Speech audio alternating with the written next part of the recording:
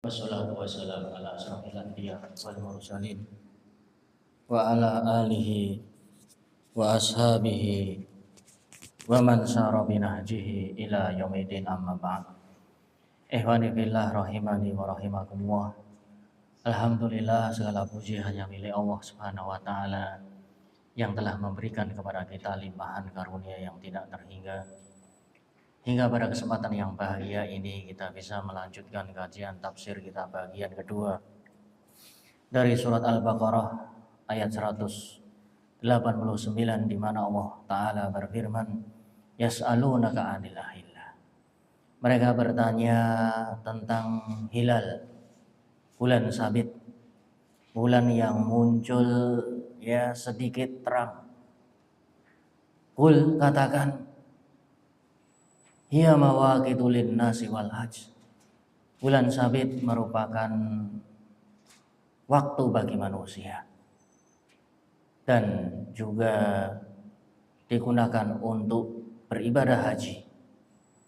Walaisal birru bi an ta'tul buyuta min duhuriha walakinnal birra manittaqa.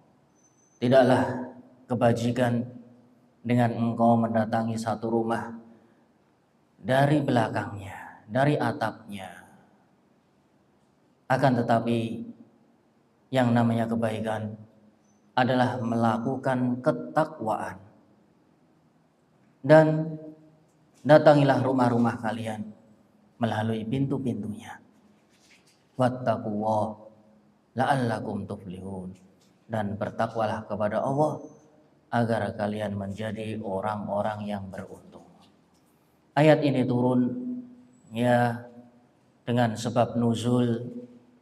Suatu hari Mu'adz ibnu Jabal beserta temannya bertanya kepada Nabi SAW tentang munculnya bulan di awal hari. Maka turunlah ayat ini. Sebagian riwayat mengatakan bahwasanya orang-orang Yahudi bertanya. Kemudian turunlah ayat ini. Yang mereka pertanyakan adalah hilal, kemunculan bulan di awal hari setelah tiadanya, yang dikatakan sebagai hilal. Semakin hari semakin besar cahayanya. Di hari ke-7 ya separuh, hingga hari ke-13, 14 menjadi qamar. Bahasa Arabnya qamar.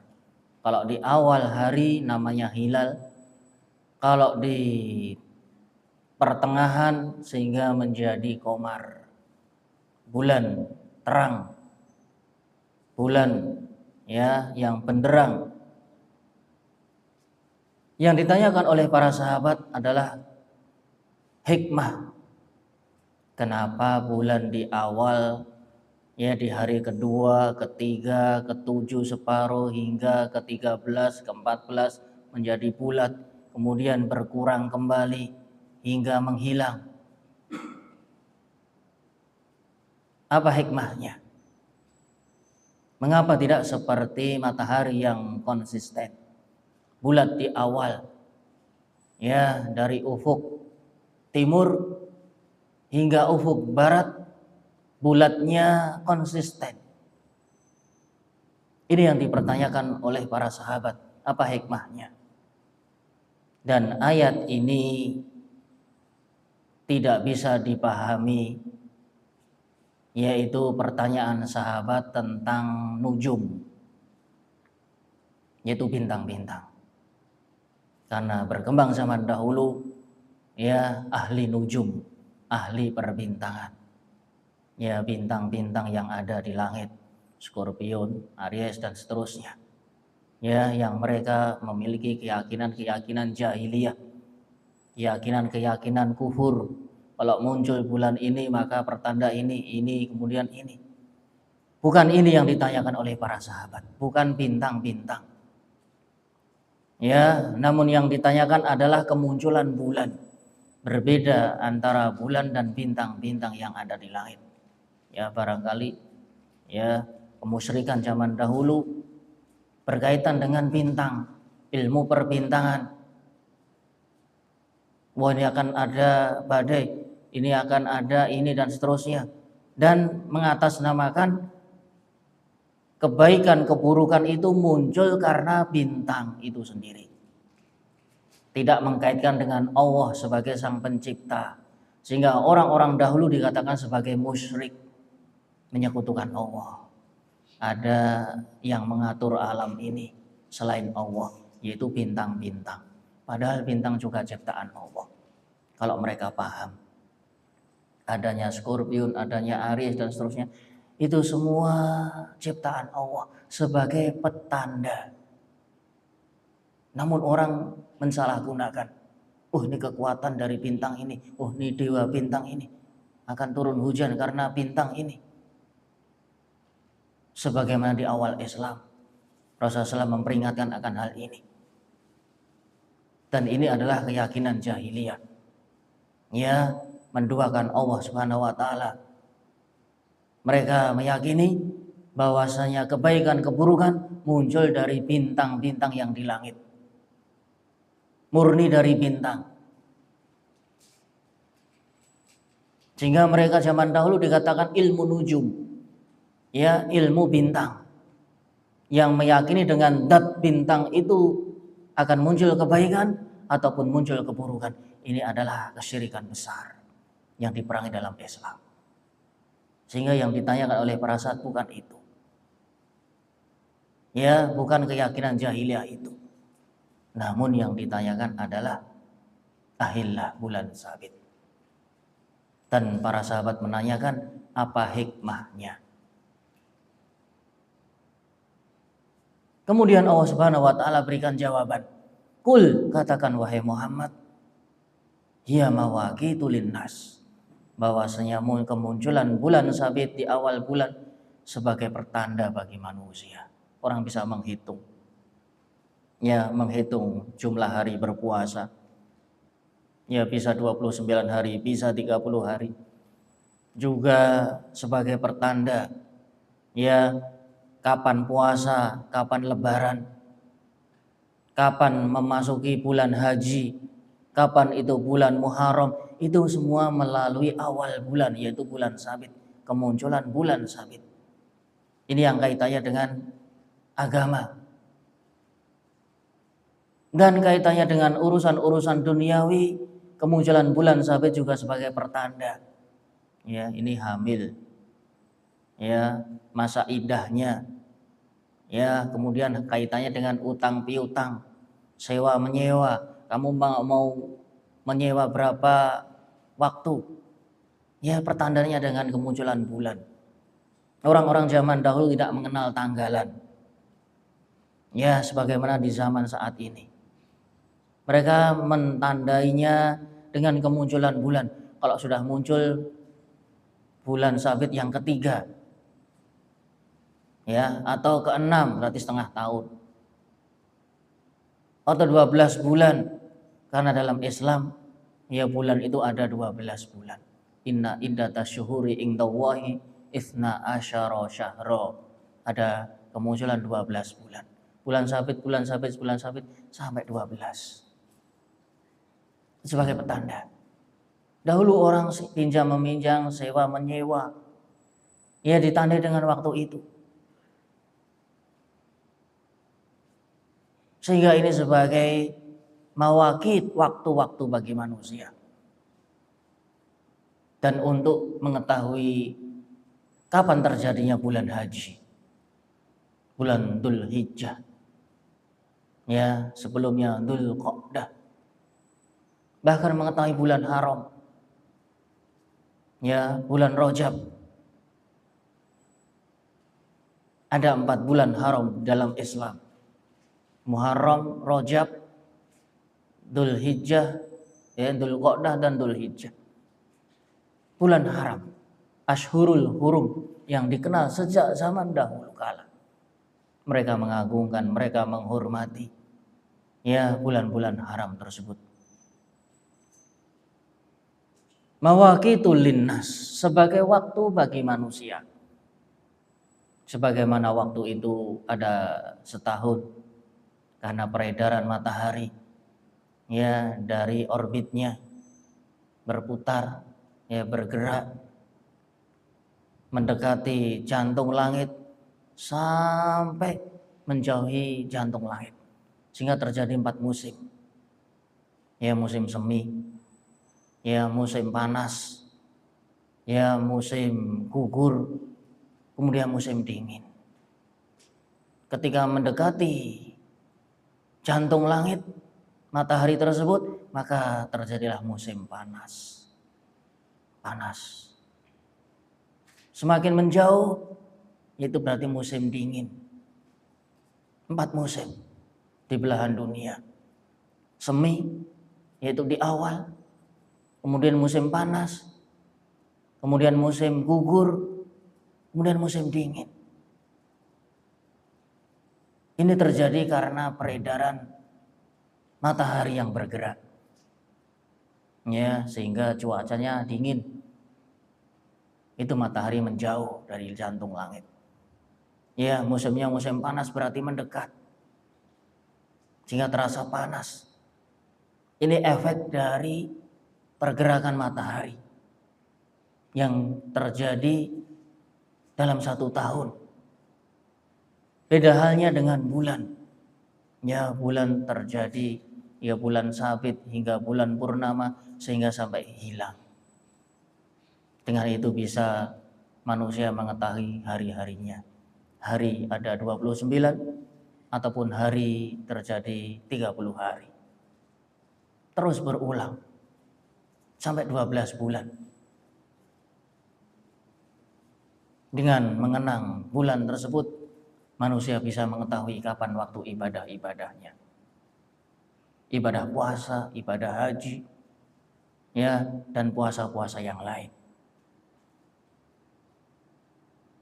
Mawaqitul linnasi wal hajj. Dikhususkan kalimat haji di sini karena bulan haji adalah bulan yang istimewa. Bulan istimewa. Bulan yang sangat istimewa. Di mana bulan haji, ya, terletak di bulan Muharram, Dzul Hijjah, yang sebelumnya Dzul Qa'dah. Orang sudah mulai bersiap-siap. Di zaman dahulu, ya, tidak ada pesawat, tidak ada kereta. Ima berjalan kaki, naik onta, ataupun yang jauh mengendarai bahtera, terombang-ambing di laut, bisa sebulan, bisa 2 bulan, bahkan 3 bulan.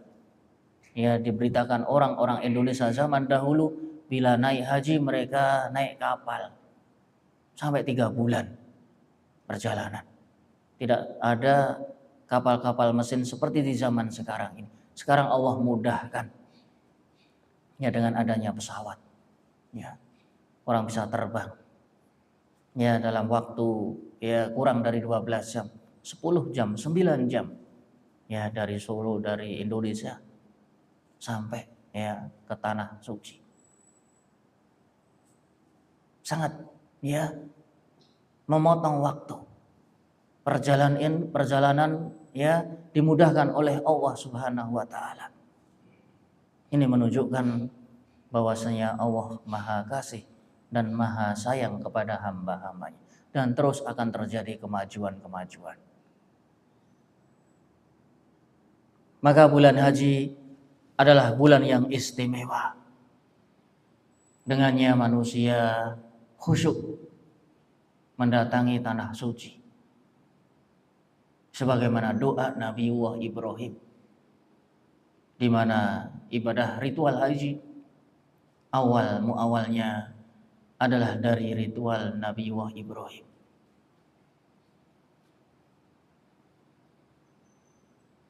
Bahkan Ibrahim dan putranya Ismail yang membangun cikal bakal Ka'bah.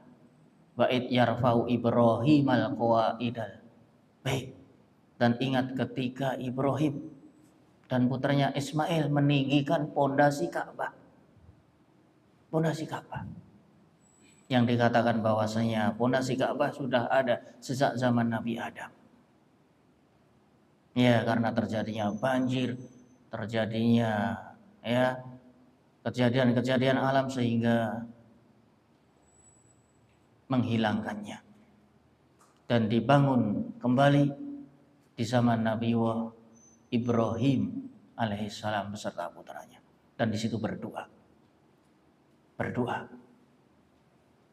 Tanah yang tandus, tanah yang kering, tidak ada orang yang melewat, yang statusnya itu adalah lembah yang diapit oleh pegunungan-pegunungan tinggi. Maka Nabi Ibrahim berdoa ketika meninggalkan putranya Ismail dengan ibunya. Rabbij'al hadzal balada amina. Ya Allah, jadikan negeri ini, Ka'bah dan sekitarnya, negeri yang penuh aman. Dan berilah rezeki orang-orang yang tinggal di sekitaran tempat suci ini, samarot, dengan buah-buahan yang dahulunya tidak ada tanaman, bahkan tidak ada orang yang lewat. Ya, berkat doanya Ibrahim, manusia datang berbondong-bondong. Waj'al af'idatam minan nas tahwi ilaihim. Doanya di dalam Al-Quran disebutkan, dan jadikan hati-hati manusia terpaut dengan tempat ini.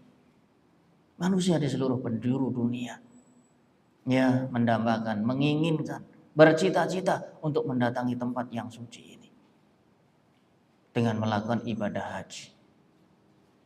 Ibadah haji dilakukan pada waktu-waktu tertentu.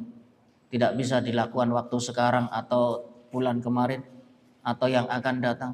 Harus di bulan Dzulhijjah. Beda hanya dengan umroh. Ya, seorang mendekati Ka'bah melakukan ritual ibadah umroh bisa dilakukan kapanpun. Tidak mengenal waktu. Beda halnya dengan haji. Yang namanya umroh berarti berkunjung. Dia hanya berkunjung. Sedangkan haji adalah ritual terbesarnya. Maka ibadah haji memiliki waktu-waktu khusus. Ya, di hari Tarwiyah, di hari ke-8, ke hari ke-9, yaitu hari wukuf Arafah. Kemudian tanggal 10-nya puncak dari ibadah haji, melempar jumroh. Ya, kemudian tawaf Ka'bah, kemudian sa'i, kemudian menyembelih kurban, kemudian mencukur ya rambut, bertahalul dengan tahalul yang pertama. Itu tanggal 10 bulan Dzulhijjah. Kemudian ke-11, ke-12, ke-13 adalah ritual pelemparan jumroh. Dan dibolehkan melakukan nafar yang pertama. Di 12 ya sebelum sore hari. Bila dia sudah meninggalkan, maka dia diberikan uzur untuk meninggalkan kota tersebut. Ibadah haji, ibadah yang agung, ibadah yang sangat mulia. Seorang datang berbondong-bondong ya dengan memakai syiar yang tersendiri, melekat di tubuhnya 2 kain. Ya, kain untuk sarungnya dan kain untuk bajunya. Dengan melepas seluruh jahitan-jahitan yang ada. Ini sebagai gambaran di padang mahsyar kelak. Gambaran ya kematian seseorang. Bahwasanya manusia menghadap Allah Subhanahu wa taala dengan tidak membawa dunia dan seisinya. Hanya membawa takwa. Menghadap kepada Allah dengan membawa takwa yang berada di lubuk hatinya. Adapun dohir pakaian, ya, pakaian hanya pakaian sederhana. Ya, kain ihram, kain yang berwarna putih, tidak batik, ya, tidak bercorak, namun hanya kain yang berwarna putih. Digunakan sebagai penutup bawahnya dan penutup bagian atasnya. Kondisi yang sederhana.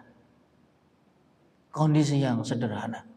Innallaha la yanzuru ila suwarikum.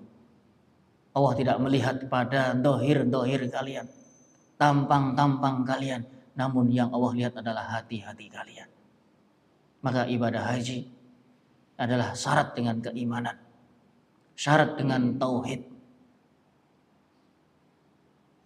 Mengucapkan talbiyah, labbaik Allahumma labbaik, labbaik la syarika laka labbaik, innal hamda wan ni'mata laka wal mulk la syarika lak. Labbaik, ya Allah, aku penuhi panggilanmu. Aku penuhi panggilanmu yang tiada sekutu baginya. Sesungguhnya pujian, sesungguhnya kenikmatan, semua singgasana langit dan bumi ini adalah milikmu. La syarikalak, tiada sekutu bagimu. Tiada sekutu bagi Allah Subhanahu wa ta'ala. Yaitu kalimat tauhid, kalimat la ilaha illallah. Tiada sesembahan yang berhak disembah kecuali hanya Allah Subhanahu wa ta'ala. Sehingga ibadah haji ini dijadikan sebagai ibadah rukun yang kelima. Karena syaratnya sangat luar biasa, yaitu kemampuan secara badan, secara fisik, ya, secara ruh, demikian juga kemampuan secara materi. Tentu dalam urusan materi antara seseorang satu dengan yang lain berbeda. Sehingga kewajiban haji berlaku bagi orang yang mampu. Walillahi 'alan nasi hijjul baita man istata'a ilaihi sabila. Dan bagi Allah untuk para hambanya agar mereka menunaikan ibadah haji, bagi yang mereka memiliki kemampuan dari fisik, dari badan, demikian juga kemampuan dari sisi ya ekonomi. Bila tidak mampu, ya maka gugur baginya kewajiban haji. Gugur padanya kewajiban haji. Dan Rasulullah SAW sekali menunaikan ibadah haji. Yang pertama sekaligus yang terakhir. Beliau berhaji, ya dikenal sebagai haji wada, haji perpisahan, yang itu merupakan haji pertama beliau sekaligus yang terakhir menunaikan ibadah haji, ya, di bulan Dzulhijjah. Ya, 3 bulan berikutnya beliau tuwfiya, beliau meninggal dunia. Muharram, ya, kemudian hingga Rabiul Awal. Beliau meninggal di bulan Rabiul Awal. 12 Rabiul Awal. Ini ibadah haji yang dilakukan oleh Rasulullah SAW. Sekali dalam sehidup. Karena ibadah haji merupakan ibadah yang berat. Rasulullah SAW pernah ditanya tentang kewajiban haji oleh para sahabat. Afi kulli am ya Rasulullah. Wahai Rasulullah, ibadah haji itu dilakukan apakah setiap tahunnya? Kemudian Rasulullah terdiam sejenak, menyucurkan keringat. Merah wajah beliau. Kemudian beliau mendapatkan wahyu. Kalau aku katakan iya, maka akan menjadi wajib. Dan kalian tidak akan sanggup melakukan. Subhanallah. Maha suci Allah. Zat yang maha memudahkan hambanya. Allah jadikan ibadah haji sekali seumur hidup. Ketika ditanya apakah setiap tahun, dan jikalau Rasul mengatakan iya, akan menjadi kewajiban setiap muslim setiap tahunnya. Dan itu adalah tidak memungkinkan. Tidak memungkinkan. Ya, secara materi. Juga secara tempatnya tidak memungkinkan. Barangkali dahulu zaman sahabat, ya, yang menunaikan ibadah haji jumlah sahabat, ya, prianya, wanitanya, anak-anaknya terbatas. Namun Allah Subhanahu wa ta'ala Maha tahu bahwasanya Islam akan menyebar ke seluruh pelosok. Ke seluruh pelosok. Dan kalau itu menjadi suatu kewajiban di setiap tahun, itu tidak akan mungkin memuat tempatnya. Sehingga Allah katakan man istata'a ilaihi sabila. Bagi yang mampu untuk melaksanakannya. Karena tidak semua manusia mampu melaksanakannya. Kaitannya dengan fisiknya, bisa jadi kesehatannya, bisa jadi juga ekonominya. Karena manusia dari kaum muslimin berada di seluruh belahan dunia, dari ujung sampai ke ujung, dari barat ke timur, ke utara ke selatan, dijumpai kaum muslimin yang begitu banyak.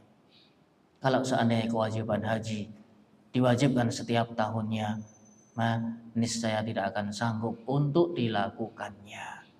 Sehingga termasuk hikmah Allah menjadikan ibadah haji syiar yang terbesar dalam Islam, namun dikaitkan dengan kemampuan.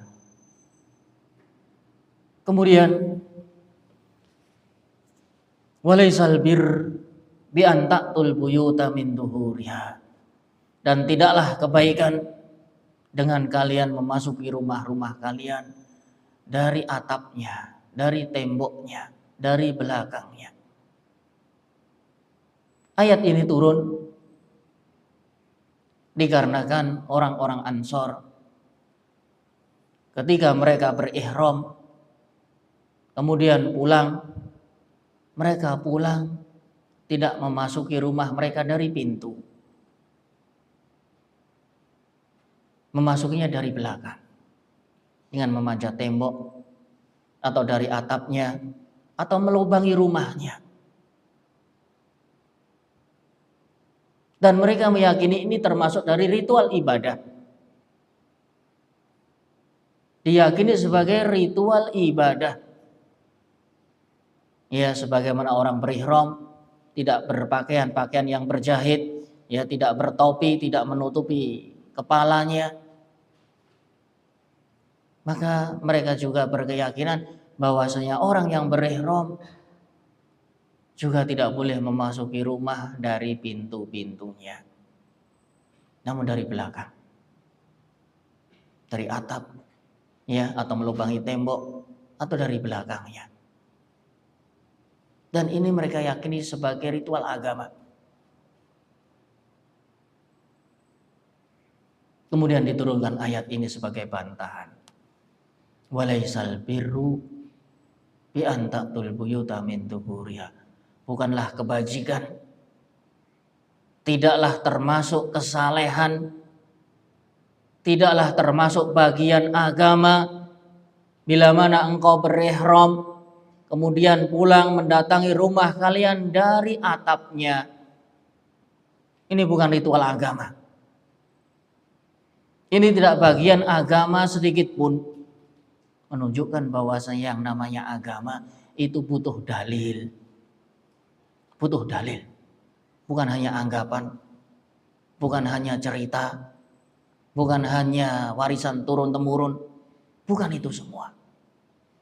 Yang namanya kebaikan membutuhkan dalil. Karena Allah adalah zat yang maha mengetahui. Dan Rasulnya telah menyampaikan seluruh kebaikan-kebaikan. Dan melarang dari semua kejelekan dan keburukan. Jalan-jalan surga telah diterangkan.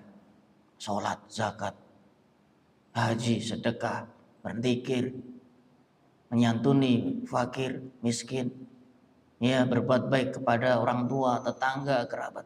Semua kebaikan telah diterangkan dalam Quran, di dalam sunnah sebagai pelengkap. Jalan-jalan kebaikan diterangkan. Jalan menuju surga telah dianjurkan dan telah dilakukan oleh para sahabat. Tidak ada satupun yang tertinggal. Dan sebaliknya, jalan-jalan menuju jurang siksa api neraka telah diperingatkan. Sehingga seorang nabi, seorang rasul, ya, digelari sebagai basyiron wa nadhiro.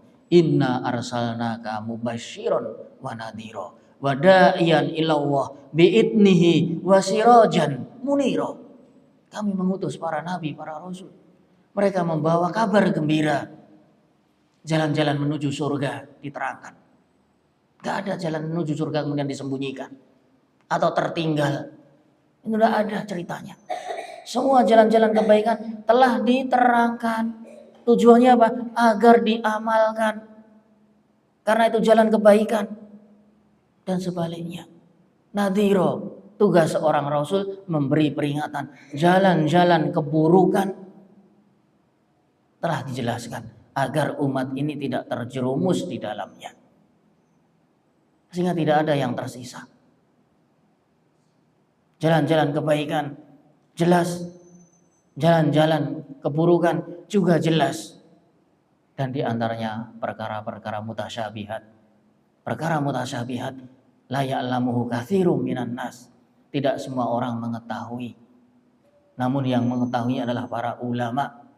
Ya, karena para ulama adalah pewaris dari para nabi. Dan nabi dahulu tidak meninggalkan uang dirham, uang dinar, lempengan emas, perak, harta karun, tidak. Namun mereka mewariskan ilmu. Maka para ulama ialah mengambilnya. Maka barang siapa mengambil warisan para nabi tersebut, sungguh mengambil harta karun yang sangat istimewa untuk akhiratnya. Sehingga anggapan sahabat ini dan orang-orang Ansor tersebut adalah suatu yang keliru. Ya, bukanlah suatu kebajikan. Tidak termasuk kebaikan, kesalehan, ketaatan seseorang ketika berihram kemudian pulang memasuki rumah-rumah dari punggung-punggungnya, dari belakang-belakangnya, dari atap-atapnya. Walakinnal birra manittaqo. Yang namanya kebaikan itu dari takwa. Taat kepada Allah, taat kepada Rasul. Yang namanya kebaikan itu ketakwaan. Yaitu ketaatan kepada Allah, taat kepada Rasul. Kalau bermaksiat kepada Allah, bermaksiat kepada Rasul bukanlah kebaikan. Itu namanya kemungkaran. Waqtul buyuta min abwabiha, dan datangilah rumah-rumah kalian dari pintunya. Dari pintunya.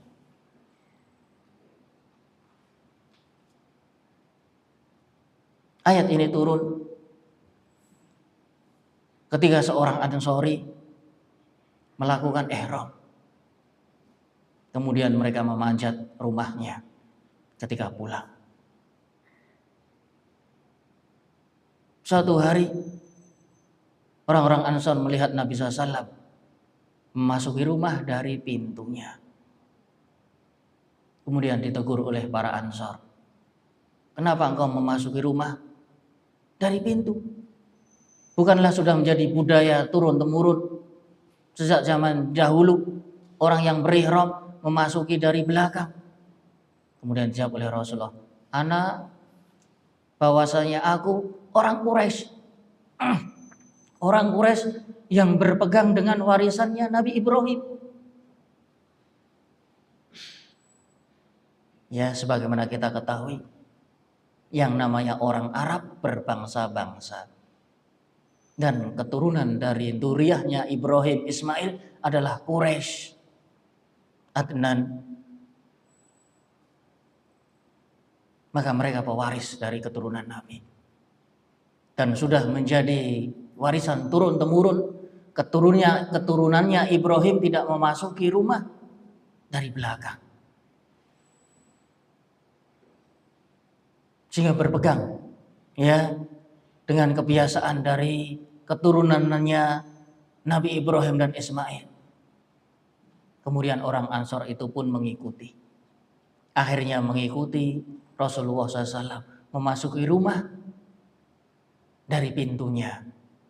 Kalau engkau memasuki rumah dari pintu, maka aku pun akan melakukan. Agamamu adalah agamaku.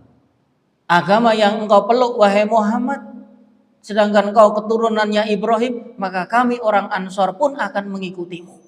Karena agama bagimu juga agama bagiku. Akhirnya orang Ansor pun mengikuti memasuki rumah dari pintu-pintunya. Dan turunlah ayat ini. Walakinnal birra manittaqa waqtul buyuta min abwabiha, dan masuklah ke dalam suatu rumah dengan pintu-pintunya. Jangan melalui dari pagar memanjat, ya, dari tembok, ya, naik ondo, ya, dari atap, dari jendela.